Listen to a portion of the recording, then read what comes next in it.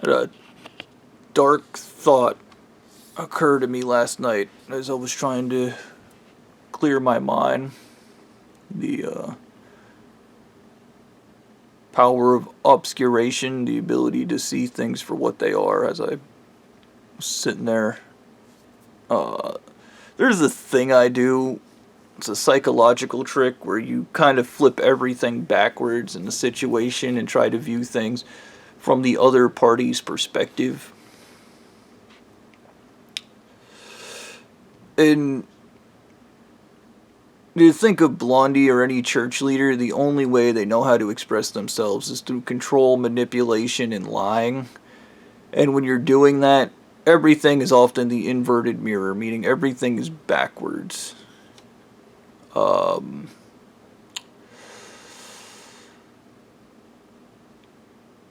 I'm going to try to explain what I'm going to explain in a story. I had to babysit these kids one time, and I told them not to touch my Beast Wars Transformers figure. I think his name was like Cheetor or something like that. He had like this gold back. And the first thing these kids do, as soon as I closed the door, was actually break that figure. They dropped him, his arms and legs broke off. Popped off because it's all ball and socket. These little kids didn't know that. They know they weren't supposed to do that. I told them not to do it. And whenever you tell people not to do things, the first thing they want to do is what you told them not to do. Whether it's, I need to prove that you're not in control, I'm not going to listen to you, or you didn't explain why we shouldn't touch it. This hilarious thing with these kids. So one of them comes out in the living room to distract me, walks to the side and begins telling me some stupid story, while the other one sneaks past me with the figure and presumably in multiple pieces. Gets into the kitchen and they try to super glue it back together. And it doesn't need super glue, it just needs to be put back together correctly. But they end up super gluing it. They get some wire and they try to put some wire on it, and I think there was some paper in there. I don't know why there was paper stuck to it. But they just trying to fix the situation they caused. Okay, so when I closed that door, I don't know if it was immediate, but at some point one of them went over, grabbed that action figure, and broke it. Okay. They knew I would be mad, and they didn't want to do accountability or suffer the consequences of their actions. They didn't want me to go off on them. And in their fear of doing that, they made the situation worse. Yeah, they made the situation worse. They did. They began lying, they began tricking, they began manipulating, and even at that age, I was probably about 13 or 14 when this little kid was trying to trick me, and I was more interested in trying to figure out exactly what this little kid was trying to do. I knew he was up to something, I didn't know what. I don't know why I didn't figure out that they had just broken my Beast Wars action figure, but anyways, they kind of put it back together, but not really, and then put it on my shelf. I go back there, and in my room there's an N64 and a GameCube, which is what I told them they could do, was play the game consoles. Not destroy everything in my room. I'll go in there, and my Beast Wars figure is all kinds of messed up, and then they immediately go, we didn't do that.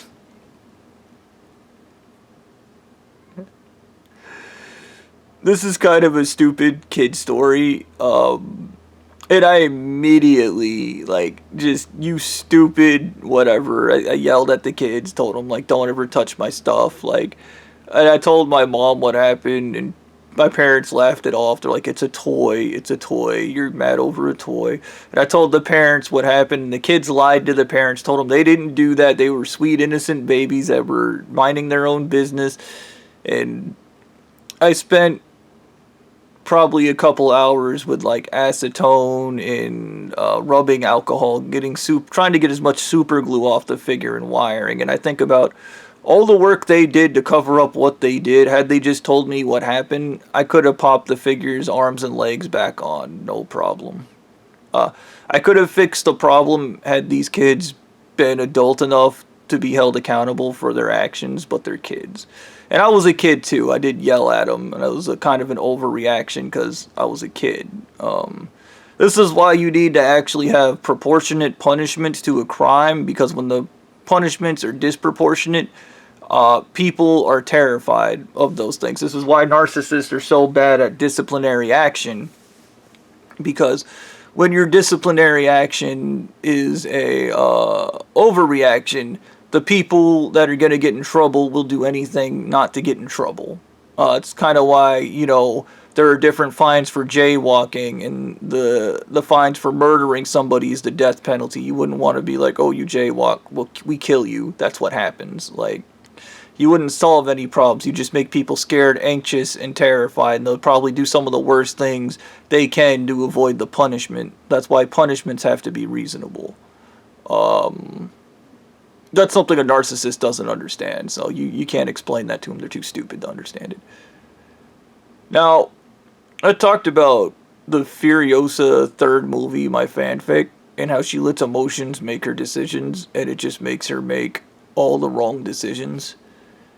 And I wonder, in theory, if this situation is the same thing. I've said these people are grossly incompetent and stupid. I have witnessed them time and time again screw up, and I have talked about how being around them, it is like being around children that are just up to no good all the time.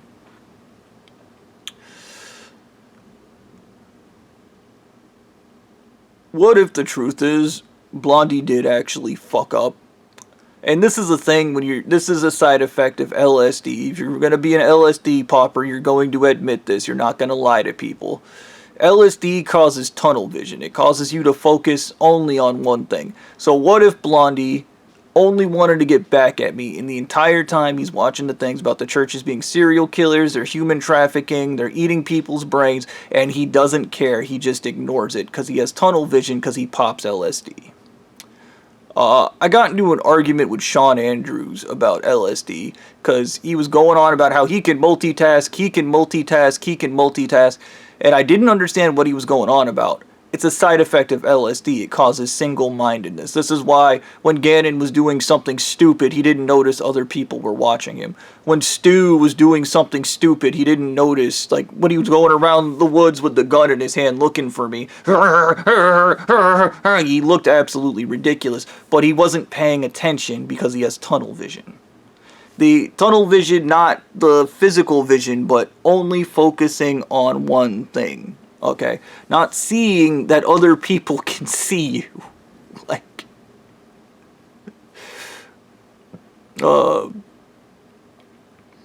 I guess another example of this is my cousins at my Aunt Joy's house. They were stealing cookies, and my Aunt Joy was literally just standing behind them, watching them steal cookies out of the cookie jar. And she was laughing because she was like hiding behind the fridge, and my cousins were they were too short to get up to the counter, so they were using one another as stools to reach up into the cookie jar and quietly open the cookie jar and steal cookies. And my aunt was just laughing at them because she did, and then she stepped out and did the adult thing and yelled at them for stealing cookies because they shouldn't be stealing cookies. Okay, that's disciplinary. Kids do shit like that. And I mean, this church is nothing but a bunch of 2-year-olds, so they do shit like that to the 100th degree. They do stupid shit and then do anything to not get caught. And it's blaming, lying.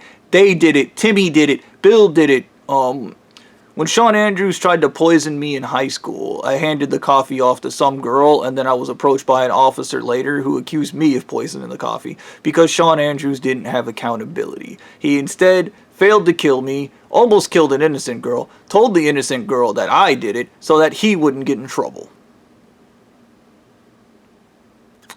I don't know what in the world, like, I guess as long as you're not held to account. But sometimes accountability isn't as terrifying as an overreaction.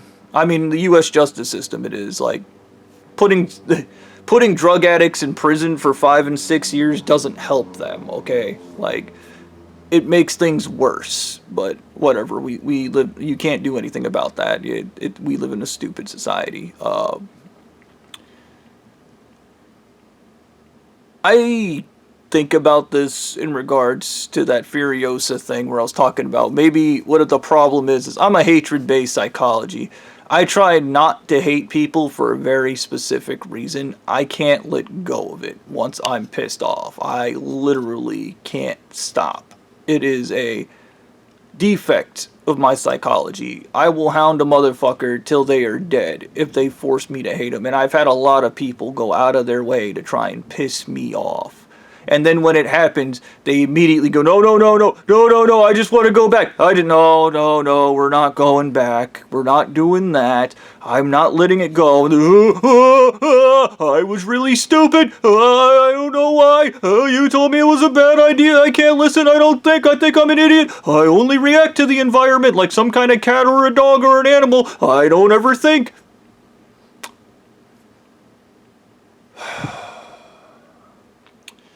And obviously, in this situation, where everybody thinks, operates, and behaves like a 2-year-old, somebody has to be the adult.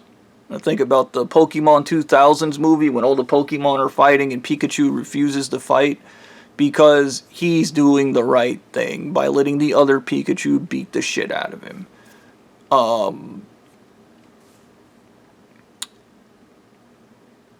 It is unfair to ask me to be the adult in this situation.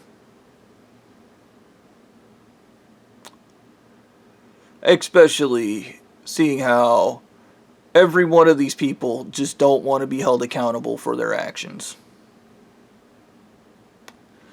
And I'm pretty sure, just like a child would, instead of accepting disciplinary action or being punished, Blondie has set this up in some way, even though none of it really makes 100% chance. I can guess at why everything is set up the way it is, to give me an award. So instead of punishing him, instead of busting his ass or gouging his eyes out or mutilating him or hurting him or snapping his hands off or making sure he could never get anything in his life ever, he instead intends on some type of bizarre reward. That one weird comment where he was like, $4 billion and a fat wife. Like, and